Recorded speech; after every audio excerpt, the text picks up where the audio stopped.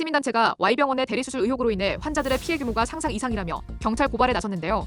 시민단체와 피해 환자들은 병원 관계자들을 보건범죄 단속에 관한 특별조치법 위반 혐의로 고소 고발했습니다. 이근철 국민연대 상임대표는 최근 서울 방배경찰서 앞 기자회견에서 Y병원, K병원장 등 12명을 보특법 위반으로 경찰에 고발했다면서 이들은 오랫동안 조직적으로 비의료인이 인공관절 수술, 근위 경골 절골술 등 수술에 참여한 무면허, 의료행위를 해왔다고 주장했습니다. 이번 고발의 배경에는 Y병원에 의료기를 공급하고 지방 줄기세포를 보관했던 회사 소속 전직 직원 2명의 폭로가 있었는데요. 이들은 지난 9일 마포구에서 열린 제보 기자회견에서 충격적인 사실을 공개했습니다.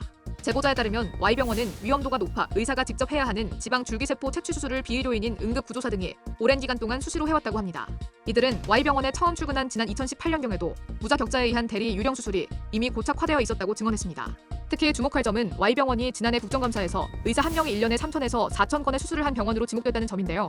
국정감사 자료에 따르면 이 병원은 지난 2019년부터 2024년 상반기까지 의사 한 명이 무려 17,198건을 집도한 것으로 나타났습니다.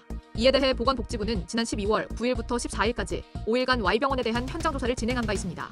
이근철 대표는 대리수술 등 불법 행위를 근절하기 위해서는 보건복지부와 건강보험심사평가원 등 감독기관이 실효성 있는 철저한 조사와 강력한 행정조치를 취해야 한다고 강조했습니다. Y병원의 불법 지방 줄기세포 채취 수술 피해자도 같은 날 해당 병원을 고소한 것으로 확인됐는데요. 국민연대는 Y병원에서 불법적인 지방 줄기세포 채취 수술을 받은 피해자의 규모가 수천 명에 이를 것으로 추정하고 있습니다.